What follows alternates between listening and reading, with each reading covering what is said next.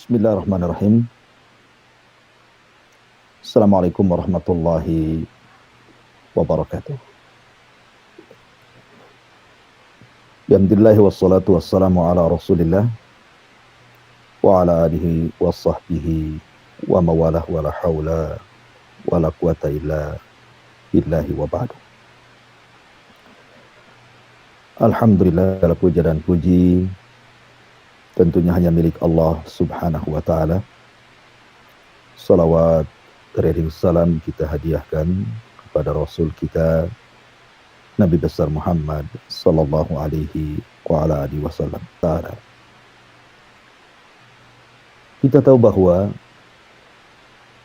kita diciptakan oleh Allah subhanahu wa ta'ala tidak sia-sia, tapi diutus kepada kita seorang Nabi dan Rasul. Laqad ja'akum rasulun min anfusikum. Telah datang kepada kalian seorang utusan dari jenis kalian. Dan setiap umat diutus kepada mereka seorang Rasul, termasuk kita umat Islam. Diutus kepada kita seorang Rasul yang namanya Muhammad ibn Abdullah atau Ahmad ibn Abdullah salawatullah alaihi wasallam.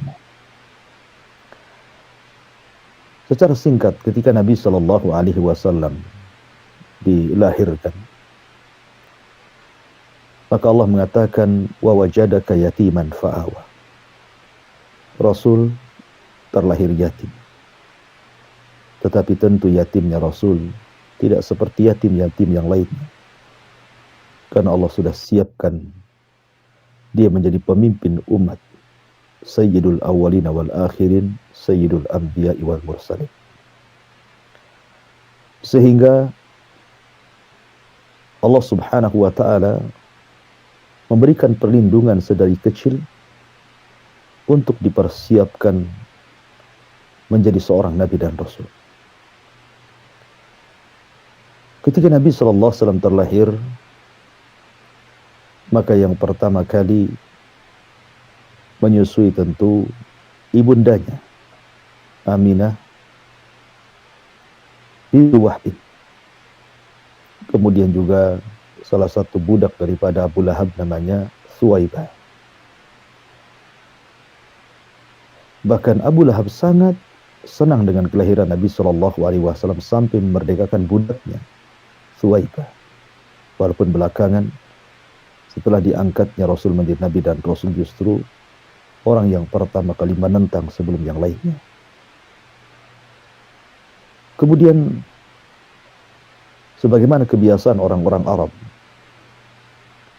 maka bayi-bayi mereka disusukan di desa-desa yang terpelihara bahasanya, terpelihara akhlaknya, terpelihara kesehatannya, dan begitu seterusnya. Maka datanglah dari berbagai macam kabilah para wanita-wanita yang memiliki anak yang bisa menyusui untuk mencari orang-orang kaya yang ada di kota, supaya disusukan kepada mereka dan mereka mendapatkan upah.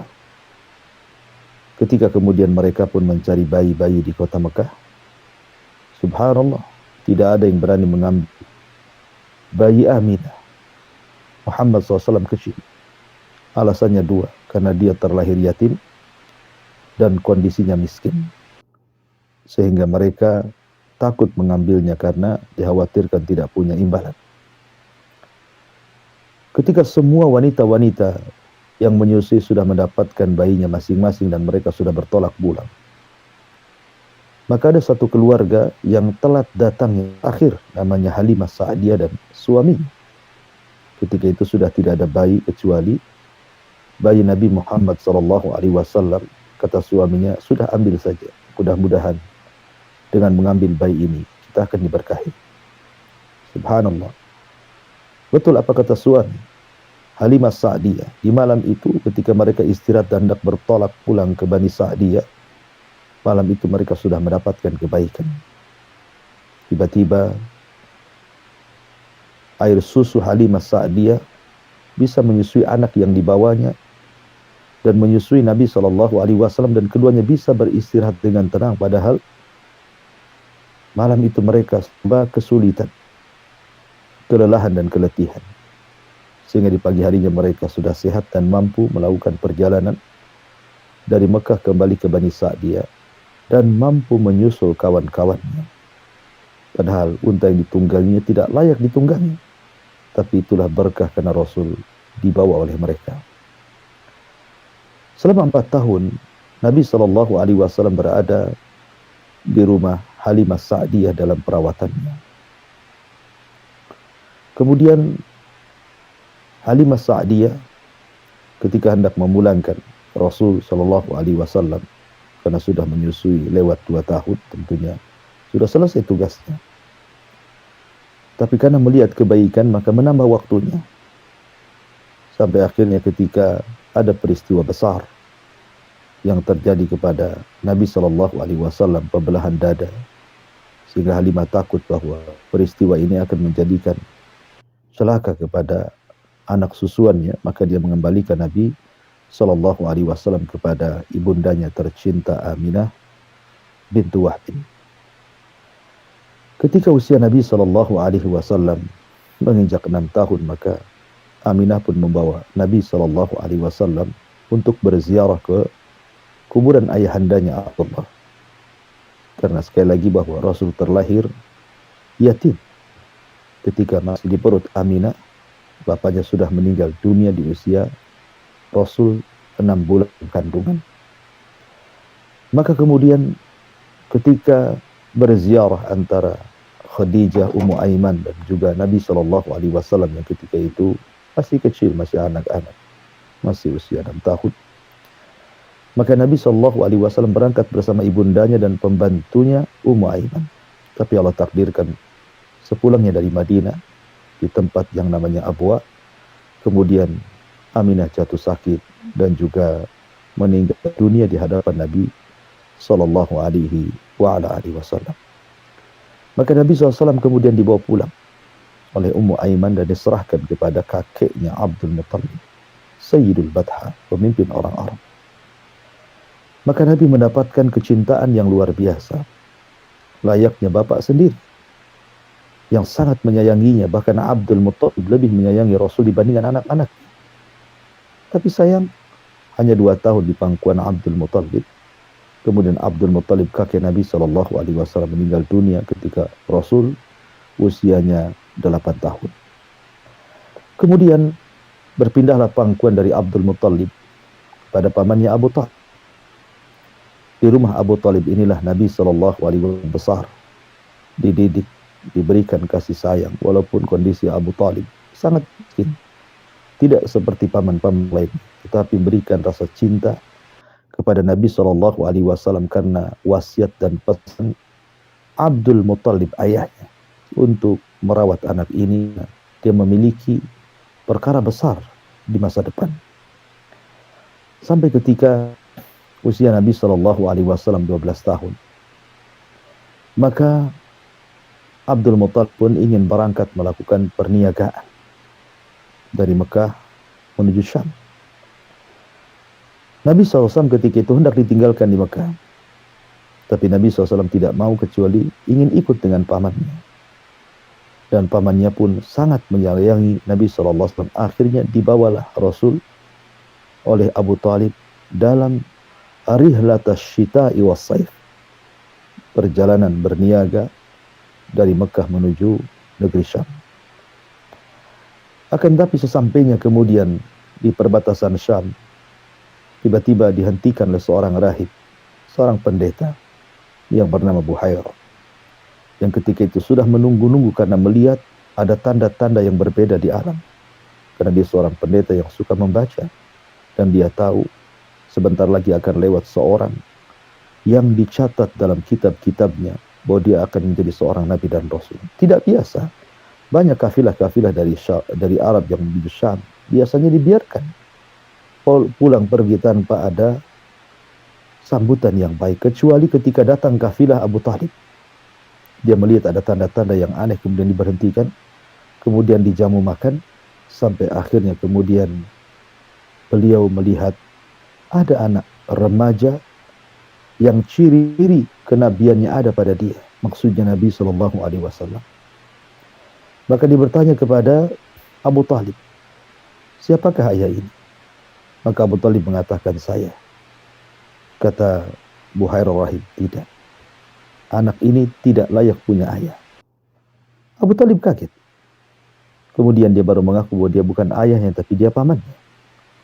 Kemudian Buhairah melihat ada tanda di pundak Nabi Shallallahu Alaihi Wasallam yang merupakan tanda-tanda nubuah. Maka dia pun menangis, menasihati Abu Talib dan mengatakan agar jangan diteruskan perjalanannya ke Syam. Sebab kalau orang-orang Yahudi Syam tahu bahwa dia calon seorang nabi, tentu mereka akan membunuhnya. Apalagi dia bukan keturunan Bani Israel, tapi keturunan Bani Ismail. Akhirnya kemudian Abu Talib pun mengembalikan Nabi Shallallahu Alaihi Wasallam ke Mekah, sehingga Rasul tidak jadi berangkat bersama Abu Talib untuk berniaga ke Syam. Akan tetapi Nabi Shallallahu Alaihi Wasallam ketika usianya semakin meningkat remaja, dia berusaha untuk mencari kegiatan, mencari pekerjaan di sekitar Makkah. Maka jadilah dia seorang penggembala kambing. Dia mencari orang-orang kaya yang banyak kambingnya. Kemudian dia merawat kambing-kambing orang kaya dengan gaji yang sedikit.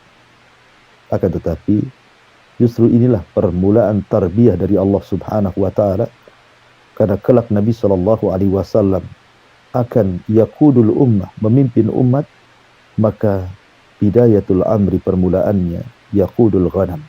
Maka Rasul pun berusaha untuk dilatih oleh Allah memimpin kambing-kambing, karena dia akan memimpin manusia. Kenapa mesti memimpin kambing? Merawat kambing itu Allah sedang mentarbiyah dia akan memimpin manusia. Karena ketika seseorang merawat kambing, maka butuh kesabaran, butuh kasih sayang. Karena orang kalau punya peliharaan tidak punya kasih sayang, tidak akan bertahan hidup binatang itu. Maka perlu kasih sayang, perlu kesabaran, perlu amanah. Karena ini kambing orang, dia harus menjaganya, tidak boleh sakit, tidak boleh hilang, tidak boleh dimakan serigala. Ya, sehingga perlu adanya aturan, kedisiplinan, tanggung jawab, kejujuran. Dari sinilah maka Rasul bisa mempelajari berbagai macam akhlak saat dia menggembala kambing. Ya, dan itu sekali lagi awal tarbiyah Allah yang Allah tarbiyah kepada calon nabinya. Maka ketika sudah beberapa tahun menjadi para penggembala, nampaklah akhlak Nabi Sallallahu Alaihi Wasallam, terutama di kalangan sesama para penggembala dulu. Baru kemudian menyebar di tengah-tengah orang-orang Quraisy bagaimana akhlak luar biasa. Dan itu ketika terjadi walimah, musim kawin, ketika usia Nabi Sallallahu Alaihi Wasallam sudah menginjak mungkin sekitar 19-20 tahun itu kan. Maka Nabi Shallallahu Alaihi Wasallam selalu dititipi oleh kambing-kambing sebayanya. Apabila ada acara walimah, maka Nabi Shallallahu Alaihi Wasallam terkadang tidak ikut kepada walimah tersebut, tetapi harus merawat kambing-kambing kawan-kawannya yang ikut menghadiri walimah. Dan subhanallah, tidak ada satupun kambing yang sakit, yang hilang, justru semakin sehat. Dan Nabi SAW berusaha untuk merawat titipan orang lain. Dari sini, di antara sesama penggembala, Nabi mulai dikenal orangnya jujur, orangnya amanah, sampai disebut Sadiqul Amin. Tapi apabila Nabi SAW datang ke walimah, maka Nabi SAW awal datang saja langsung tidur. Dia tidak pernah minum khamar, dia tidak pernah memandang aurat wanita, dia tidak pernah berbicara kotor, dia tidak pernah mengucapkan kalimat-kalimat yang dibenci manusia, sehingga mulailah akhlaknya tersebar di tengah-tengah orang-orang Quraisy bahwa dia memiliki akhlak yang luar biasa. Dari situlah orang-orang Quraisy kemudian mencintai Nabi Shallallahu Alaihi Wasallam karena akhlaknya yang luar biasa. Sampai akhirnya kemudian kebaikan dan akhlak Rasul terdengar oleh seorang wanita. wanita tahirah, wanita yang suci, wanita yang tidak pernah menyembah berhala, wanita yang senantiasa taat dengan aturan-aturan menjaga kehormatan walaupun Islam belum datang. Makanya kemudian orang-orang Quraisy menyebutnya dengan tahirah, wanita suci, karena dia sudah memakai jilbab walaupun Islam belum datang. Kemudian diundanglah Nabi Shallallahu Alaihi Wasallam ke rumah wanita suci ini, wanita kaya, wanita yang sangat cantik, wanita yang sangat luar biasa. Kemudian diajak kerjasama mudharabah untuk melakukan perniagaan rihlatas syita'i was-saif menuju kota Syam atau menuju negara Syam. Tetapi sebagai wafa, bentuk kebaikan, maka Rasul tidak langsung menerima tawaran Khadijah, tapi minta izin kepada pamannya Abu Talib. Tetapi Abu Talib kemudian mengizinkan. Akhirnya Nabi Shallallahu Alaihi Wasallam mulai bekerja kepada Khadijah, melakukan perniagaan bersama Khadijah dengan sistem mudharabah, di mana Khadijah memiliki modal dan Nabi Shallallahu Alaihi Wasallam yang memainkan modalnya. Kemudian Nabi Shallallahu Alaihi Wasallam pun safar ke Syam, dan Khadijah sudah mendengar bagaimana akhlak Rasul, bagaimana amanahnya, bagaimana kejujurannya, bagaimana kebaikannya. Makanya dia mengirim budaknya yang bernama Maisarah, budak laki-laki yang bernama Maisarah, untuk ikut serta dalam perniagaan perdana Nabi Shallallahu Alaihi Wasallam yang membawa harta Khadijah untuk didagangkan di Syam. Dan Khadijah menitip pesan kepada Maisarah untuk mencatat segala sesuatu yang ia lalui bersama Nabi Shallallahu Alaihi Wasallam. Berangkatlah Maisarah bersama Nabi Shallallahu Alaihi Wasallam. Ingat bahwa safar itu disebut safar karena yusfiru tabiat ar-rajul. Kenapa safar disebut safar? Karena menampakkan tabiat seseorang. Jadi Khadijah ingin tahu seperti apa akhlaknya Nabi SAW ketika safar. Karena belum tentu orang yang baik ketika mukim, baik ketika safar. Terkadang ketika dia tidak safar, memang dia baik orangnya. Tapi ketika safar belum tentu baik. Nampak tabiatnya. Makanya kalau Anda ingin mengetahui tabiat seseorang, maka safarlah bersama dia. Atau mengirim orang yang amanah, safar bersama dia. Ceritakan ketika perjalanan safar seperti Khadijah mengirim Maisarah dan memerintahkan untuk mencatat segala sesuatu dari muamalah Rasul sepanjang perjalanan. Subhanallah.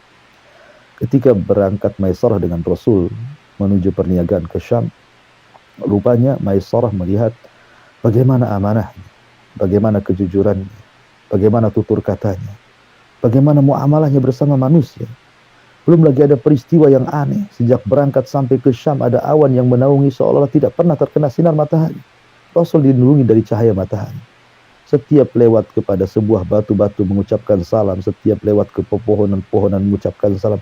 Dan banyak peristiwa aneh yang disaksikan oleh Maisarah terhadap perjalanannya bersama Nabi SAW ke Syam. Belum lagi keuntungan yang didapat luar biasa. Belum pernah Khadijah bekerja sama dengan siapapun mendapatkan keuntungan sebesar ketika bekerja sama dengan Nabi SAW.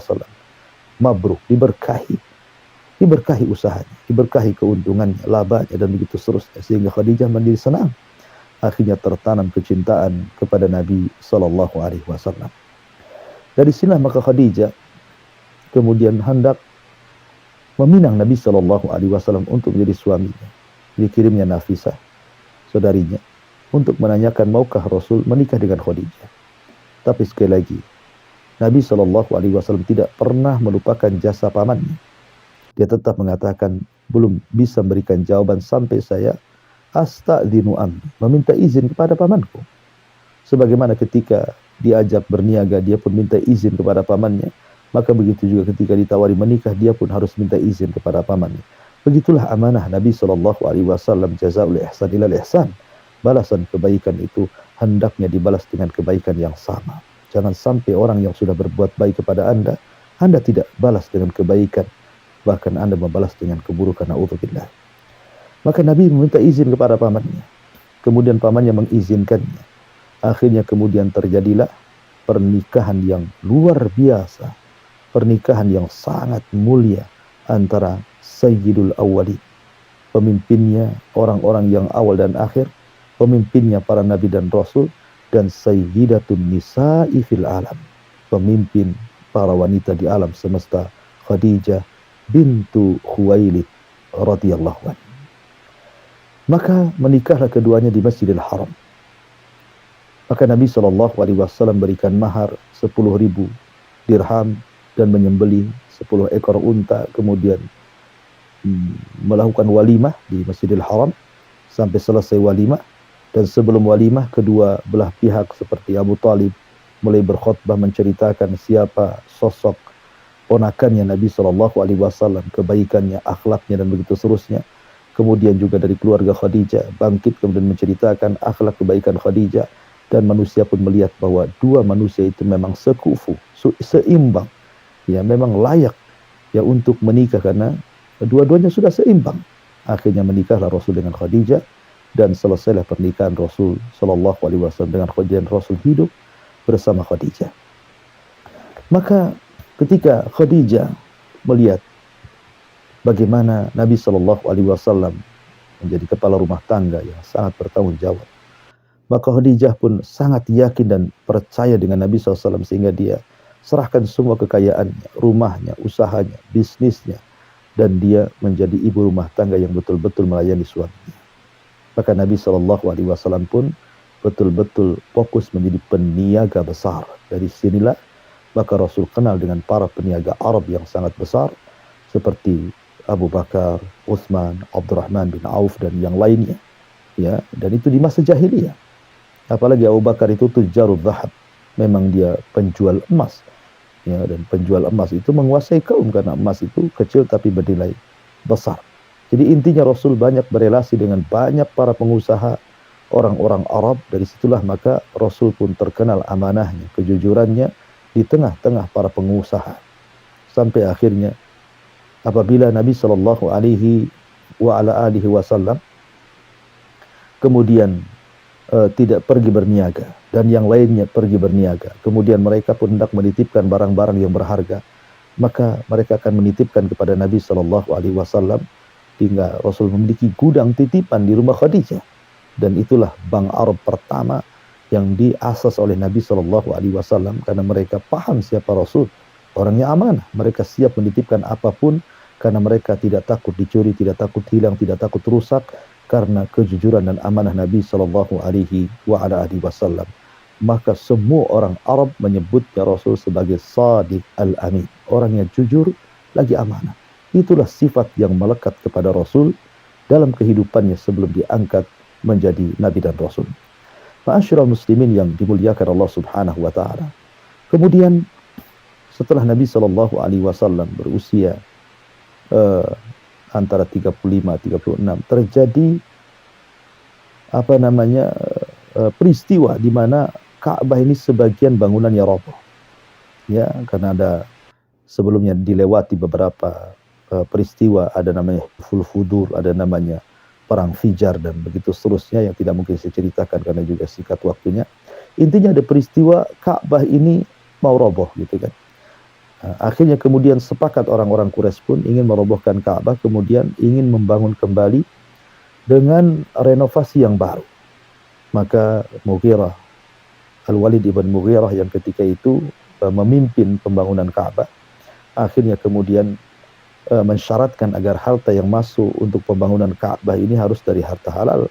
Akhirnya kemudian mereka pun merenovasi Ka'bah dan merobohkan Ka'bah yang lama, kemudian dibangunnya Ka'bah yang baru. Tapi karena kurang dananya, akhirnya Ka'bah tidak bisa dibangun secara keseluruhan, tetapi hanya sebagian, sehingga mengeluarkan Hajar Ismail dari Ka'bah. Nah, ketika peletakan Hajar Aswad inilah yang menjadikan semua orang berebut, kabilah-kabilah hampir perang, karena bagaimanapun meletakkan Ka'bah sebuah kehormatan bagi sebuah kabilah.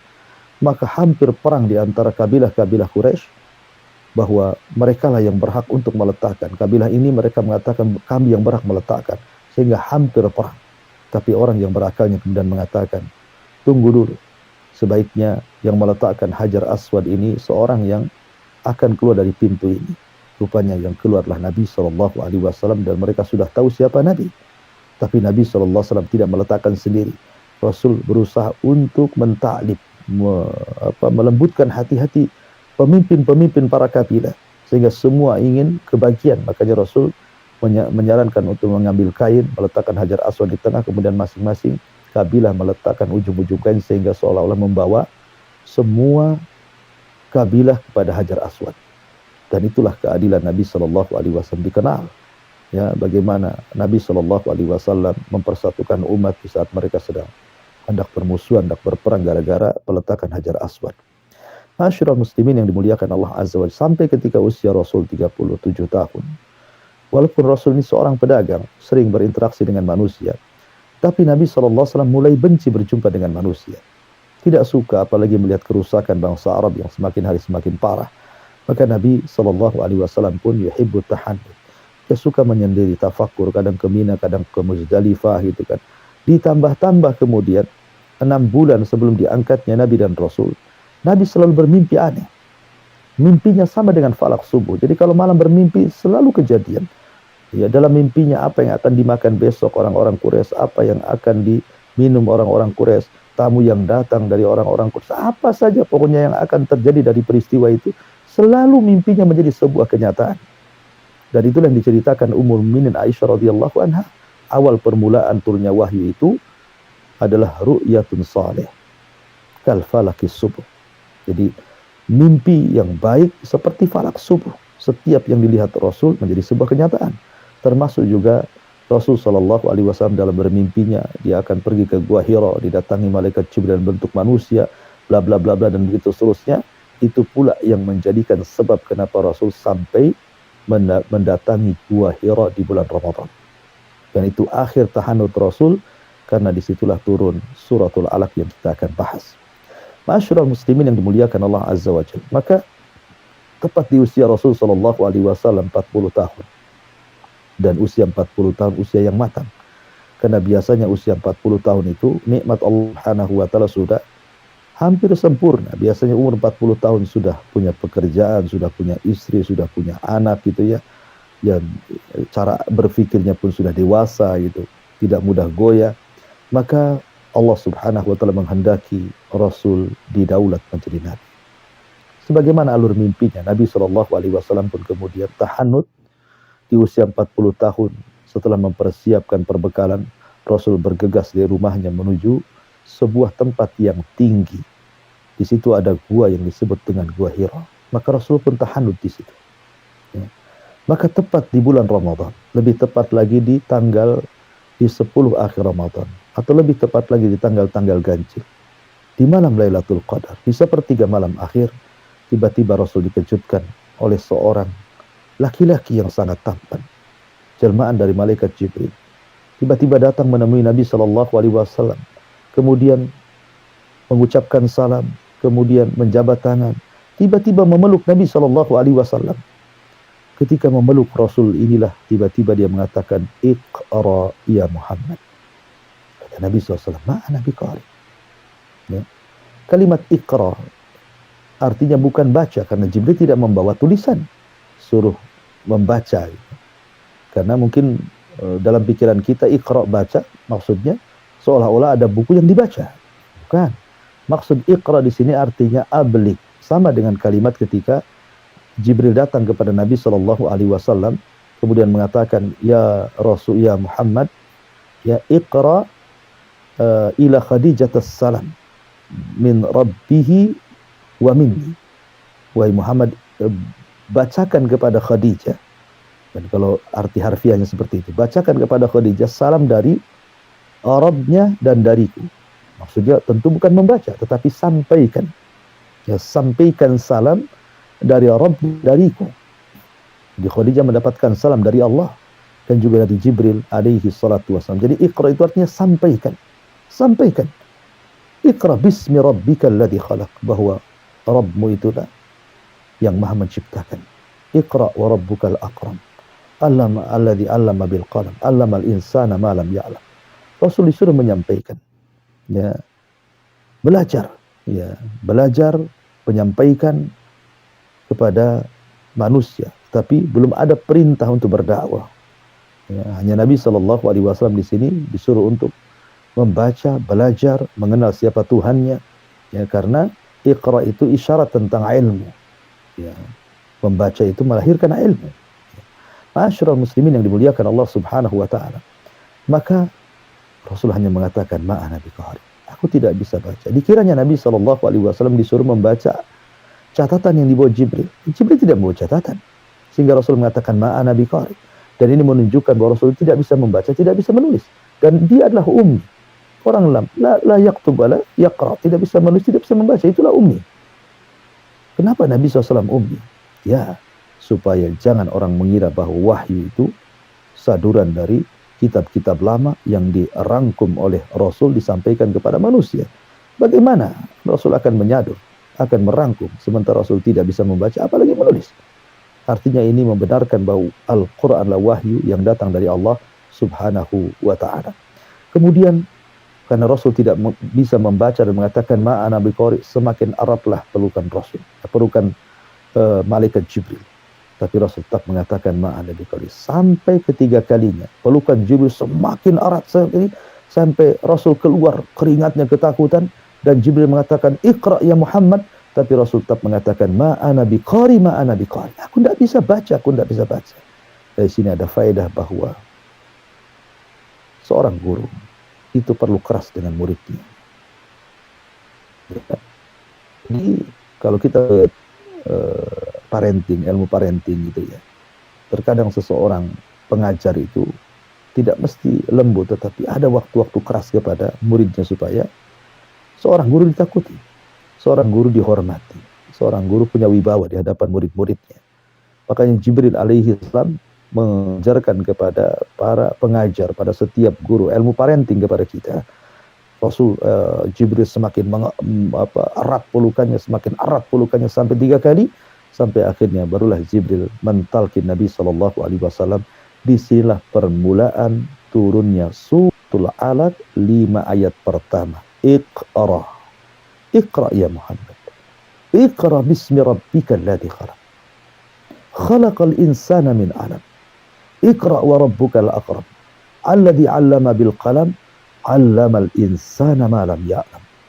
5 ayat pertama syarat dengan pelajaran, syarat dengan ibrah.